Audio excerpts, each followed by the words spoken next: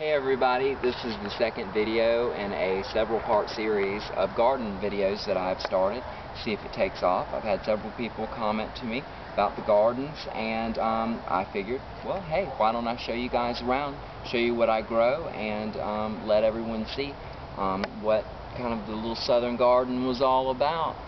You know, a lot of the stuff I do for my animals, and this one's kind of just for pleasure. This garden I created 3 years ago with my friend, and we did it all by hand.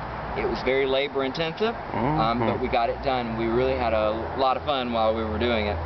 And everything that you see that has been planted here, I have planted with my own two hands. And they've all been either grown from seed or have been given to me as gifts.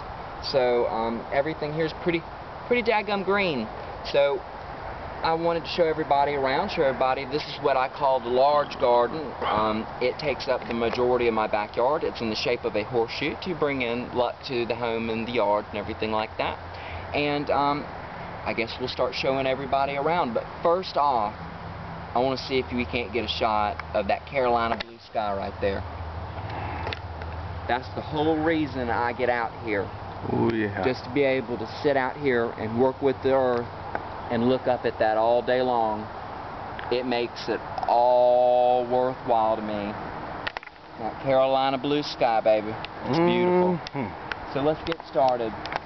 This is a maypop, or as we call down south, maypops, or passion flowers. They are used for teas and all sorts of stuff medicinally. They've got super funky blossoms on them. This one happens to be a purple, although I have a wild type that is blue. That's a natural occurrence here in South Carolina. And this one is not. This is a hybridization. But it is absolutely beautiful. And come next spring, when it is covered in blossoms with all the psychedelic passion flower blossoms, it's going to be beautiful. I'm very pleased with it so far. It's just been in the ground for not even a full year. This is its first season, and it's already gone more than halfway. Very pleased with it. I'm not too sure if I'm going to mix anything else in there with it. I might mix a rose. I'm not sure for that evergreen color during the wintertime. We're still looking about that. Moving on, I've got a monster lavender plant, Lavender lavandula. And it comes out with the most beautiful dark purple blossoms on it, and the seeds, and it's so fragrant and it smells so good. And I like to come out and I like to just, you know, clip big pieces and chunks off and throw it in the tub with me and just lay in the tub with it. Man, it smells so good. And it's great in teas, and if anybody haven't caught on yet, lavender sugar cookies. Anyway, now that I've gotten myself hungry, what I've decided to do in the front was put in these little arborvitaes. These guys will eventually grow up big, tall, and create a screening for this entire project, which will give it more of a walled-in kind of an English garden feeling, which is exactly what I wanted to begin with.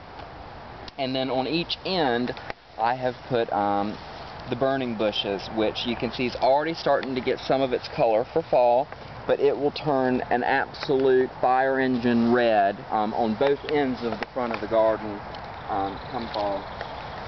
Ooh, there's another one. And they'll both be just beautiful. Now, these white flowers that you see all these little bees over, this little carpenter bees right here, but these white flowers and all this white flower that you see down here is called stevia, and this is the main ingredient to Splenda. If I were to take one of these leaves and chew it, it is very sweet, very high in glucose. And what we like to do down south is we'll get these and we'll get some of the leaves and crush them up and put them into your ice tray. And then when you're drinking a sweet tea or something, you get some of the stevia ice and put it in there with the sweet tea, and it sweetens as it melts. It's actually really good. Well, John, I'm not going to ask you to brave through here. I have a very symbiotic relationship with all the little bugs and critters and the bees and snakes and everything out here, other than like the copperheads and everything. I kind of do have to handle business when I get my hands on one of those little guys. I kind of have to, but I mean, I got dogs and, you know, everybody I got to look after. But the bees and everything, no problem. I'm very symbiotic with them. They know me, I know them. It's not an issue. So I'm going to go ahead and walk back through here so that I can show everybody my big marijuana plants. I'm just kidding. These aren't marijuana. Don't we all wish? Shouldn't Uncle Sam finally get with it? These are called swamp hibiscuses or stars of Texas. And this variation right here, and you can tell by the stemming, is white. And then this variation over here, you can tell by the stemming that it is a red flower. And they're absolutely spectacular. They grow. Just look at how tall they are. John, get a shot of how tall these things are. I mean, these are good. I'm 6 foot even, so these are a good 7.5 feet, 8 feet tall. And really beautiful, beautiful. But come fall, they're going to die right back. And I'm just going to whack them back. What I do is I keep the dried stems and I use them for trellises and arbors the following season to hold up lilies and stuff. Think green, people. Now this little guy, John, you might have to kind of get down in here for me to really be able to show this to you. This right here is called yarrow. You see this? Now, this herb right here, guys, this is the most ancient herb known to man. This herb was found in caves with Neanderthals, and it is believed to be the very first herb being used medicinally as any sort of medicine or a plant that had any sort of healing properties to it. And I grow it just for the simple fact of its origin, and it really is beautiful. Yarrow has several different medicinal properties that you can look up yourself. I don't need to get into all that, but it really is a fabulous plant, and they bloom beautifully. The butterflies and the bees love it, and I really enjoy keeping it. So moving on a little further into the garden, I've got my echinacea wound up and drying for the year. And I'm getting my seeds. You see my little seeds falling down, but the birds have been eating off of them. I've got, actually, all of this is tarped, so I don't have to worry about anything growing on top of it. And my echinacea grows about 3.5, 4 feet tall every year. Echinacea is used primarily for helping with, you know, your if you start to get a cold or something like that. That's what they're saying it's for, but there's a lot more to it than that. And I grow lots of purple cone flower, or echinacea is it's properly called. This is also my new favorite, and this is a indigo salvia. Isn't that color just insane? Isn't that beautiful? You can see the big bumblebee on the one in the back. Oh, there he is. And all of my critters come to this plant. The hummingbirds especially just love it. Something about that indigo variation, I think it's because since birds all see in full spectrum lighting, they see that indigo color and they just go nutsoid. So cool. And my hummers just live off of that, and I've been seeing them still. It's late September and I've still got hummingbirds coming and eating off the salvia. But then again, I do have a mama hummingbird with a nest up in the tree, and she's not quite done with those kids just yet. And then they'll be heading back to Machu Picchu for the year. Now, back here I have a rose bush, and this rose bush is absolutely wicked. It actually has thorns on the rose itself. You see these tiny little minute thorns right there. And if I were to lift this up, you can just see this is a wicked, jagged little thing. And what's interesting is the thorns are shaped like snake's teeth. So when it comes in, you've got to push in to get them out. And that don't feel too good, guys. This rose was actually formed by the Romans. That's why it is white. They considered anything white to be absolutely sacred. And this rose has been around since then. I cannot pronounce the name of it because it is Latin, and I am not. But beautiful rose. My little birds love nesting in it. I usually get a nest in it once a year. I had cardinals nest in it this year, and raise up a clutch of 3. And they were just absolutely beautiful. Now over here I have my forsythia, which just kind of backs onto the garden. It creates a huge backdrop for everything in the winter time, and it comes out with the most beautiful golden flowers very, very, very first thing in the spring, and it's just beautiful. And as you can see already, you can see where it's going to flower come springtime, which is already developing now in September. Now how cool is that, to be able to know that that's there and to look and see which flowers are going to look like for the next year. That's pretty cool. And then I've got lantana. I bought this lantana because I like lantana, and I love Mexican food. But man, this lantana was a hybridization. Obviously, you can see it has grown like a weed. It's called confetti lantana, and it blooms yellow, orange, purple, and pink. And you can see some of the fuchsias in this one, and then some more of the oranges in that one, and then more of the pinks in that coming out. And you can see it's very, very, lots of different colors in this lantana. But it has just grown and grown and grown and grown, and finally come winter, when it dies back, I'll be able to cut it all back, and you'll be able to see my little beautiful statue I've got in there a friend gave me.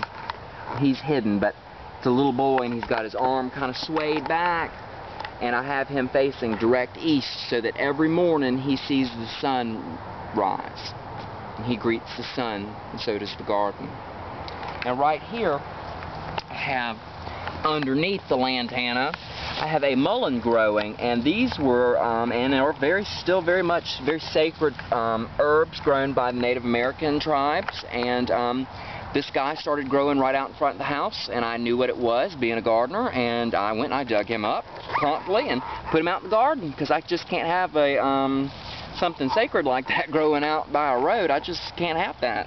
And having a little bit of Cherokee in me, can't have that. So I dug it up and put it back here, and it has just done beautifully. They're biennials, so next year this mullein or verbascum will produce a very large, see the bee? Yeah, it just flew right across us. They're very symbiotic with me, John. They have no problem with me, not causing me any problems, have not bred in with the Africanized ones yet. Thank goodness. We're still good in South Carolina for bees.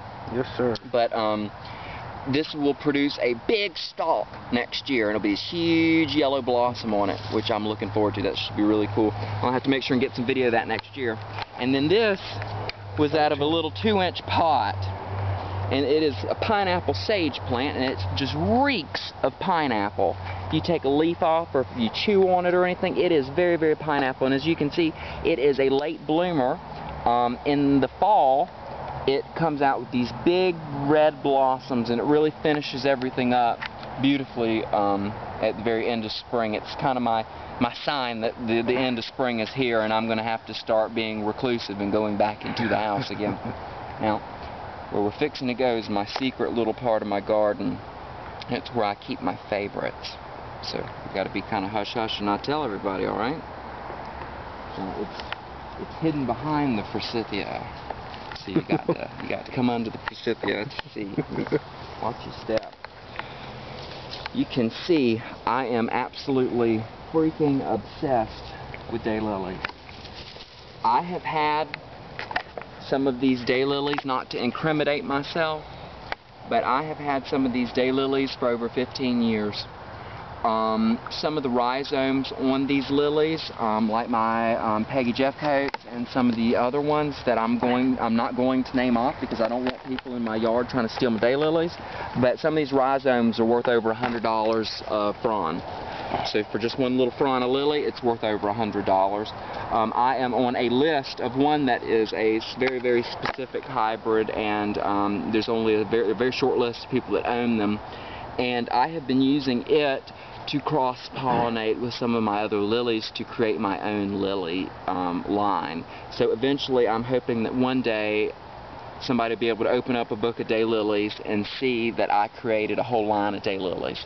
So I'm still working on that though, but we'll see. I've got lots of color variations, lots and lots of foliage variations, lots of different stuff going on.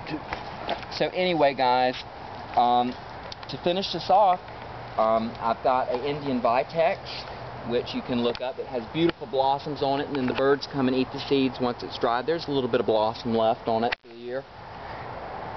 And then I've got my beautiful umbrella plant that my very good friend gave me. And I made a little cesspool here for the little critters in the back. And I get lots of little frogs and turtles and stuff like that that just come and visit it, little box turtles and stuff. And all around it I have St. John's wort growing wild on the ground, just as kind of a cover. And it works, you know, really well medicinally.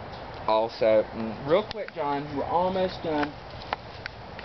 If we come around to the front of this, is, you know, the front of the horseshoe, we have the aviary, and I've got my little pearl bark maple, and I've got some crinum lilies I'm starting, and it is going to look really nice. And if you were to just sneak around over here, you'll see where I keep my wonderful tan. I feel like I'm on MTV Cribs or something for some reason, but I get my little tan right here.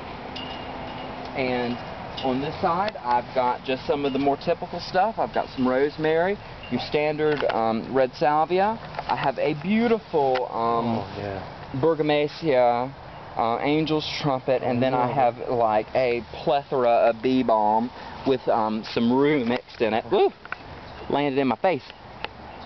And these are all just wonderful plants, and I love them. And then I've got more daylilies mixed in. So anyway, I hope everybody enjoyed the second garden video. If you have any questions or any comments, please leave them down below. And thanks everybody for the emails, and I look forward to hearing from you.